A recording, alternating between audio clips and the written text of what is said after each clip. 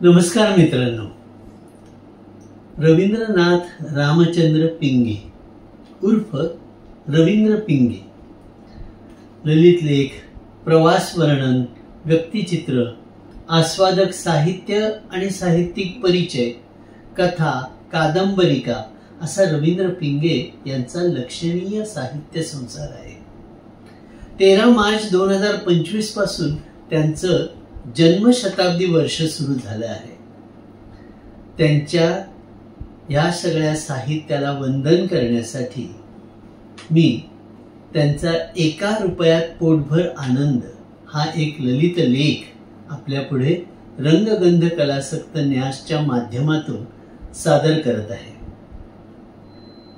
1 रुपयात पोटभर आनंद. घटना घडायच्या असल्याना की त्या अचानक घडून जातात. आता मी अचानक हा शब्द वापरलाय खरा, पण तो निव्वळ सवयीनं. अचानक वगैरे काहीही नसतं. सर्व काही ठरलेलं, पूर्वनियोजित असंच असतं. महाकवी शेक्सपियरचे शब्द आहेत, कुठली घटना घडायची आणि कुठली माणसं तुम्हाला भेटायची याचं रोपण अगोदरच झालेलं असतं. याचा मला प्रत्यय आला. बाजारात 9 रुपयांची खरेदी केली. त्यासाठी 10 रुपयांची नोट दिली. तर दुकानदार म्हणाला, माझ्याकडे परत करायला 1 रुपया सुट्टा नाही. आता काय करावं? माझ्या पत्नीनं मला केव्हापासून बजावून ठेवलंय की कुणाकडेही परत करायला 1 रुपया नसला तर त्याला रुपयाच्या मिरच्या घालायला सांगायचं. स्वयंपाकात पावलाला मिरच्या लागतात. त्या मागायच्या म्हणजे दुकानदाराचंही काही नडत नाही आणि आपलंही काम होऊन जातं. हे खरंच आहे. पण ज्या दुकानदाराकडे मला देण्यासाठी सुट्टा रुपया नव्हता ते काही भाजीपाल्याचं दुकान नव्हतं. वाटलं आपण त्या रुपयाचा मोह सोडून द्यावा. नाहीतरी आजकाल रुपयाला मूल असं किती आहे. असं काय मिळणार आहे त्या चिमुकल्या रुपयात? त्यापेक्षा आपण त्या रुपयावर पाणी सोडूया. रिक्षावाल्याकडे परत करायला सुट्टे पैसे अनेकदा नसतात. तेव्हा आपण कुठं भांडत बसतो, सोडून देतो ते पैसे. तसंच हे सुद्धा करायचं, पैसे सोडायचे. पण मग फेरविचार केला, रुपयावर पाणी नाही सोडायचं. अरे पैसे मिळवायला आपल्याला किती कष्ट उपसावे लागतात. आपण थोडा वेळ थांबू. दरम्यानच्या काळात दुकानदाराकडे सुट्टा 1 रुपया नक्कीच येईल. तो घ्यायचा आणि नंतरच निघायचा. सुदैवानं तिष्ठावं लागलं नाही. माझा बाकी रुपया माझ्या ताब्यात घेतला. आता पुढचा प्रश्न, या रुपयात अशी काय मोठी खरेदी करता येणार आहे? साधे मुरमुरे सुद्धा मिळणार नाही. इतक्यात आठवलं की 1 रुपयात 2 पोस्टकार्ड मिळतात. ते घेऊया. घेतली. आता लगेच पुढचा प्रश्न, ही कार्ड पाठवायची तरी कुणाला? हल्ली घरोघरी दूरध्वनी यंत्र बसलेली आहेत. जे काय निरोप द्यायचे घ्यायचे असतात ते तिथल्या तिथे वेळ न दवडता फोनवरून दिले घेतले जातात. लिखापडीची कटकट कोण करत बसतो? आता ह्या 2 कार्डांचं काय करायचं? इतक्यात आठवलं की आम्हाला 60 वर्षापूर्वी शाळेत शिक्षक असलेले मुळे मास्तर आता 90 वर्षाचं पिकलं पान होऊन बोरिवलीला आपल्या नातवाकडे राहायला आलेले आहेत. त्यांनी मला कोडे एकेकाळी बीजगणित शिकवलेलं आहे. त्यांना जुनी आठवण काढून पत्र पाठवलं. कृतज्ञता व्यक्त करावी. त्यांना जुनी आठवण काढून पत्र पाठवावं, कृतज्ञता व्यक्त करावी. दोनांपैकी 1 कार्ड मायाळू शब्द पेरून मी मुळे सरांना पाठवलं. आठवडाभरानं त्यांचं कापऱ्या अक्षरातलं जिव्हाळ्यानं लिहिलेलं उत्तर आलं. चिरंजीव, तुझं पत्र वाचून आनंद झाला. त्यापेक्षा आश्चर्य वाटलं. कारण गेल्या 25 वर्षात मला कुणीही कधीही साधं कार्ड सुद्धा पाठवलेलं नाही. ही जगरहाटीच आहे. जुनी माणसं कालांतरानं अडगळीत पडतात. त्यातून मी तर साधा शिक्षक. तू माझा विद्यार्थी होतास हे मला आता आठवत नाही, पण तू माझी इतक्या वर्षानंतरही आठवण ठेवलीस याचा संतोष आहे. हं, कधीतरी समक्ष भेटायला ये, लवकर ये. मी कायम घरीच असतो. येताना भेटवस्तू आणू नये. मला त्याचा काहीच उपयोग नाही रे. फक्त प्रेम आणावं. मुळे सरांचं पत्र वाचून मी गहिवरलो. वाटलं मी कृतज्ञतेनं त्यांना कार्ड पाठवलं ही लाख मोलाची गोष्ट झाली. अस्ताला चाललेला तो म्हातारा जीव किती फुलला असेल. दुसरं कार्ड तसंच पडून राहिलं. नंतर माझी कोकणात फेरी झाली.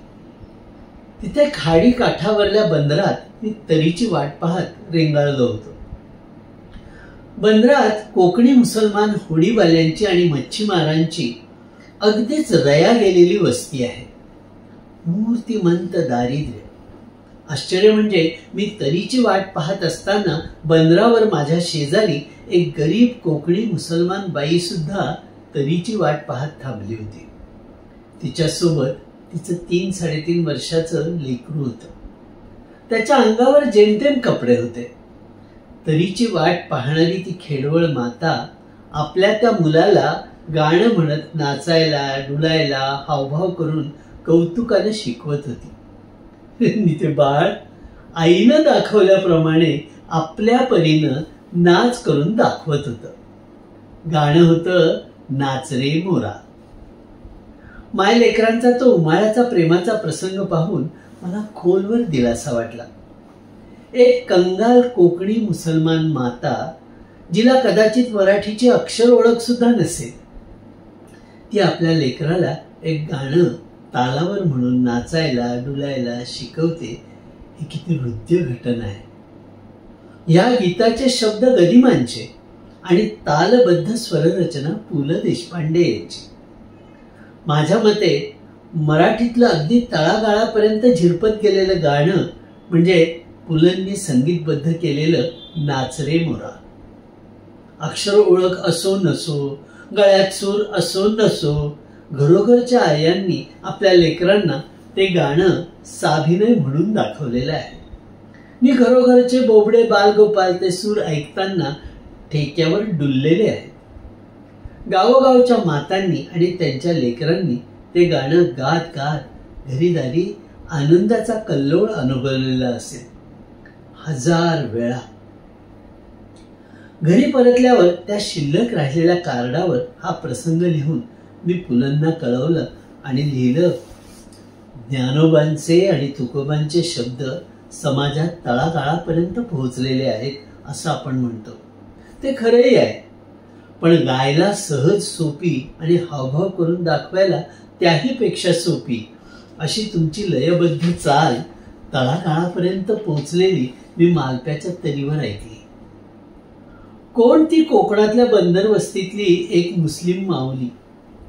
पु ल देशपांडे हे नाव सुद्धा तिला माहीत नसेल, पण तुम्ही विणलेली रेशमी चाल मात्र तिच्या काळजापर्यंत पोहोचली.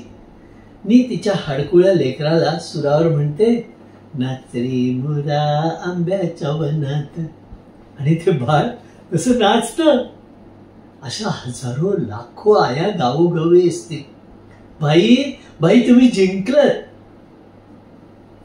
भाईंचं कापड्या अक्षरात लिहिलेलं कार्ड उलट टपाली आलं. त्यांनी लिहिलं होतं, पिंगे तू अगत्याने लिहिलंयस त्याचा आनंद झाला. स्वर चिरंतन असतात म्हणून तर भास्कर बुवांच्या चाली 100 वर्ष टिकून आहेत. एका चित्रपटासाठी मी बांधलेली चाल लोकांनी आपली मानली, आपलीशी केली. ती चाल पु ल देशपांडेंची आहे हे लोक आता विसरले सुद्धा असते, पण कोमल सूर जिवंत आहे. मी कसलाही पराक्रम केलेला नाही, फक्त जीव ओतून काम केलं. ते माझ्या हातात होतं. कंपवातामुळे हात थकलाय, थांबतो आता. तुझा भाई. हे पत्रोत्तर हाती पडलं तेव्हा माझं भान हरपलं. कलावंताच्या आयुष्याचं सार्थक कशात असतं ते पुलंनी 2 वाक्यात सांगितलं. जीव लावून काम करा, बस. क्षणभर वाटलं ते कार्ड फ्रेम करून भिंतीवर लावावं.